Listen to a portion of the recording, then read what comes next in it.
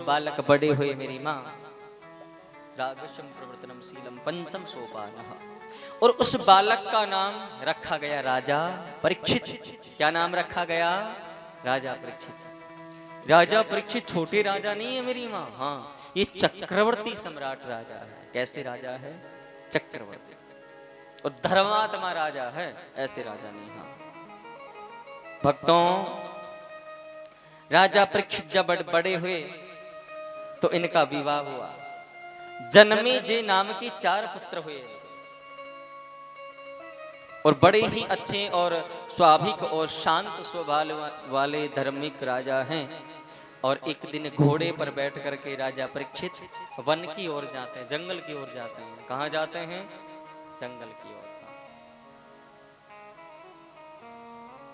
जब राजा परीक्षित जंगल की ओर जाते हैं भक्तों, तो सामने से देखते हैं कि एक गौ माता और उसके साथ में एक बैल है, और उस बैल के सिर्फ एक पैर है, 3 कटे हुए हैं। एक पैर पर चल करके वो बैल आ रहा है, आंखों से नेत्रों से अश्रु की धार बह रही गौ माता की और बैल की। राजा परीक्षित नीचे उतरे और जाकर के पूछे, हे देवी आप कौन हैं और क्यों रो रही हैं?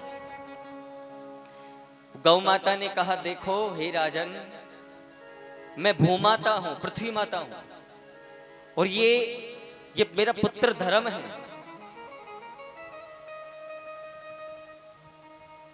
धर्म किसके रूप में है? बैल के रूप में। भगवान शंकर किस पे आरूढ़ है? धर्म पर। तो राजा परीक्षित ने पूछा, इसके 3 पैर कहां गए? वो गौ माता रुदन मचा के बोली, हे राजन, इसके 3 पैर कट चुके हैं, एक पैर बचा है, और ये पैर बचा दान रूपी पैर। हाँ, धर्म के 4 चरण: दया, दान, सत्य और पवित्रता। धर्म के कितने चरण हैं मैया? पूछ सकता हूं? हाँ 4। कल पूछूंगा मैंने क्या क्या बताया था, इंटरव्यू तो कल होगा ना। हाँ। 4 चरण हैं, जिसमें 3 चरण कट चुके हैं, अब एक चरण बचा है, और यह है दान रूपी चरण कलयुग के अंदर। और उस बैल को पीछे से एक छड़ी लेकर के एक पुरुष, काला काला पुरुष से मार रहा है। राजा परीक्षित देखा, हे देवी ये तुम्हारे पीछे कौन है? उन्होंने कहा, इसी का तो डर है, इसी वजह से तुम्हें रो रही है। क्यों? ये और कोई नहीं, कलयुग है। कौन है? कलयुग है, जो मेरे इस पुत्र के एक चरण को भी काट देना चाहते, दान रूपी चरण को भी काट देना चाहता है। राजा परीक्षित ने तलवार निकाली, और जो ही कलयुग को मारने लगे, कलयुग आकर के राजा परीक्षित के चरणों में लेट गया, दंडवत प्रणाम किया है कि हे प्रभु, 4 युग हैं, सतयुग, त्रेता, द्वापर, कलयुग। 4,32,000 आयु है कलयुग की। अभी 5,500 वर्ष पूरे हुए अभी तो मेरा समय है, मुझे स्थान दो।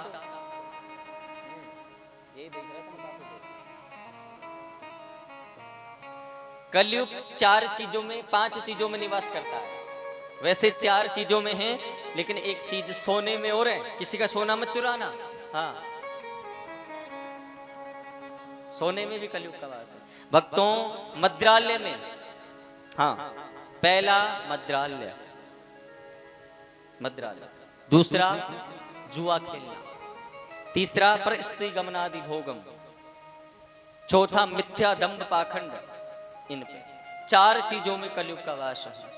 5वां है सोने के अंदर। ये 4 चीजों में राजा परीक्षित ने कहा कि तुम 4 चीजों में रहो। कलयुग को कह दिया, अब तुम आए गए हो तो रहो इनमें। 5वां स्थान कलयुग ने मांग लिया, सोना। और कैसा सोना? पाप रूपी सोना।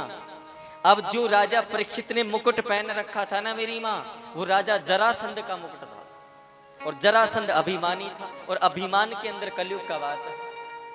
कलयुग सीधे जाकर के राजा परीक्षित के मुकुट में बैठ गए।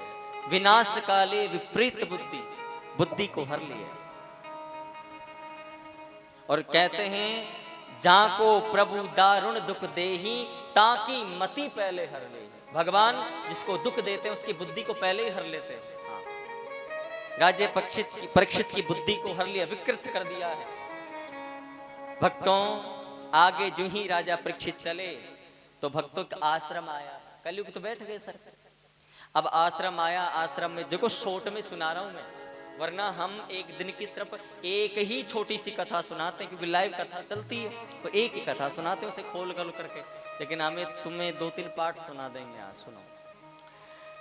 राजा परीक्षित है ना मेरी माँ, जब आगे गए तो उनको प्यास लगी वन में। प्यास लगी, देखा एक आश्रम है, उस आश्रम के अंदर एक ऋषि बैठे हैं और जो तपस्या में लीन हैं। जाकर के अलख जगाई, मुझे जल पिलाओ, पानी पिलाओ, मुझे प्यास लगी है, मुझे जल पिलाओ, पानी पिलाओ, मुझे प्यास लगी है। ऋषि ध्यान में बैठे थे, नेत्र नहीं खुले। जानते हो कौन से ऋषि थे? बताओ। श्रृंगी ऋषि। हाँ, श्रृंगी ऋषि तप में बैठे हैं। राजा परीक्षित जी के ऊपर विनाश तो पहले से था, काल तो पहले बैठ गया। उन्होंने जब सुनाई नहीं दी तो क्रोध में आ गए। एक अर्ध मृत अवस्था में मरे हुए सर्प को उठा करके और श्रृंगी ऋषि के गले में डाल दिया। अब राजा परीक्षित को श्राप लग गया। श्राप किसने दिया? पुत्र ने, समीप ऋषि ने। आप कथा सुनते हो, इसके लिए ताली बजाओ, इनके लिए ऊपर जोर से बजाओ और कोशिश करो कि तुम्हारे लिए भी ताली बजे, तुम्हारे लिए भी 26 जनवरी की बूंदी आए। हाँ भक्तों, ये दृश्य कौन देख रहे हैं? उस समय कौशिकी नदी में स्नान कर रहे हैं उनके पुत्र समीप ऋषि, और उन्होंने देखा हमारे आश्रम में कोई राजा आए हैं और उन्होंने हमारे पिता के गले में अर्धमृत अवस्था में मरे हुए सर्प को डाल दिया है। क्रोध में आ गए, हाथ में जल लिया और श्राप दे दिया कि जिसने भी ये कार्य किया है उसकी मृत्यु 7 दिन के अंदर हो जाए। और यही तक्षक, यही नाग तक्षक बन करके उन्हें डसे 7 दिन के अंदर। आप सब, हम सब 7 दिन में जाने वाले, चिंता मत करो। हाँ, क्योंकि सप्ते में 7 ही दिन होते हैं। हाँ, चाहे 10 साल बाद मरे, 100 साल बाद मरे, लेकिन मरना 7 दिन में है। 8वां कभी आता है? नहीं आता। नहीं आता। 7 दिन होते हैं। जीवन के कितने दिन? 7 दिन। घबराहट हो गई काफी को तो यार, अभी तो 1-2 दिन, 3 दिन हो गए, 2 दिन हो गए, अब कम ही दिन बचे हैं।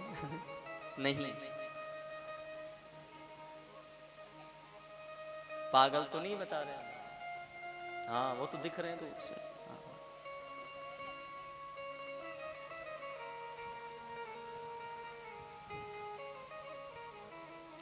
जन्म जन्म मुनि अर जतन कराई, अंतराम सो आवत नाई। आप कितना ही जतन कर लीजिए, भगवान नहीं आने वाले। आप तो कर्म कीजिए, कर्मण्येषुवादिके यदा यदा हि धर्मस्य ग्लानिर्भवति भारत अभ्युत्थानम् धर्मस्य तदात्मानं सृजाम्यहं परित्राणाय साधूनां विनाशाय च दुष्कृतां धर्म संस्थापनार्थाय संभवामि युगे युगे धर्मांतरिपातेन क्षणम्। जब मैं सिर्फ 15 साल का था तब मुझे गीता कंठस्थ याद हो गई थी। कंठस्थ रामायण जब मैं सिर्फ 18 वर्ष का था तब मुझे कंठस्थ रामायण याद हो गई थी। भागवत जी तो जब मैं 13 वर्ष का था ना तब मुझे कंठस्थ भागवत याद हो गई थी। भागवत है क्या? तभी तो ये 490 नंबर की भागवत है हमारी। कितने नंबर की है? और इस भागवत का मैंने एक नाम रखा है। इस भागवत का नाम है मोक्षदा। हाँ, क्या नाम है? मोक्षदा भागवत महापुराण। ये मोक्ष देकर जाएगी सब तोबड़ा वासियों को। हाँ, थोबड़े भले ना सुधरे लेकिन तोबड़ा गांव जरूर सुधर जाएगा।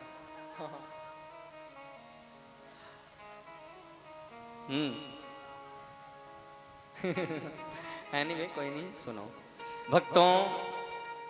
यहां पर राजा परीक्षित जी हैं, उनको जब श्राप लगा है तो उस समय तो पता नहीं चला, जब आए मुकुट को उतारा तो पता चला श्राप लग गया है।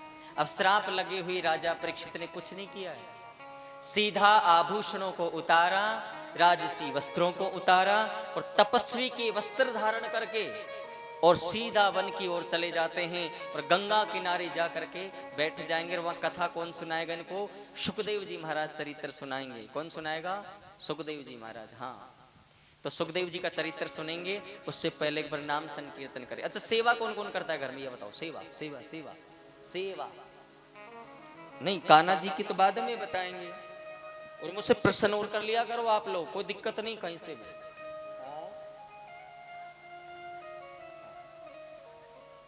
कान्हा की तो करनी है। सबसे बड़ी सेवा संसार में कौन सी है? सेवा।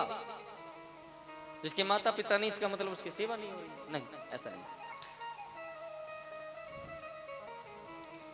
सबसे बड़ी सेवा है दया। क्या है? दया।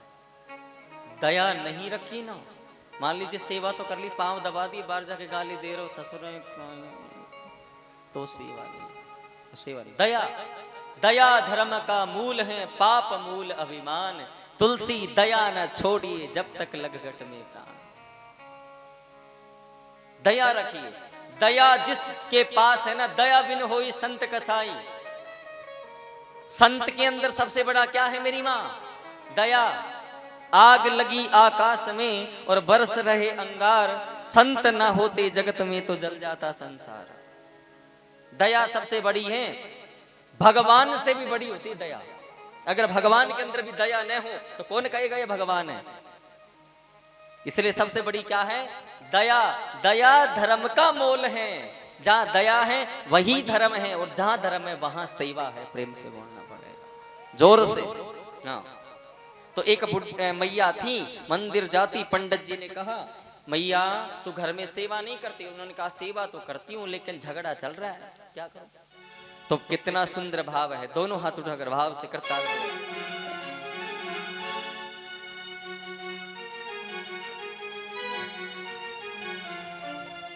वो कहने लगी, मेरा मन भगवान में फंसा हो, कहां से सेवा करूं? हाँ, और दिल फंस गयो और मन फंस गयो राधे। अरे दिल फंस गयो माँ कड़ी का जाड़ा में। ये जाड़ा ही तो है परिवार में, और अब तो छोटे छोटे बच्चों को और जन्म दे दिया जाड़े में। और दिल फंस गयो मन फंस गयो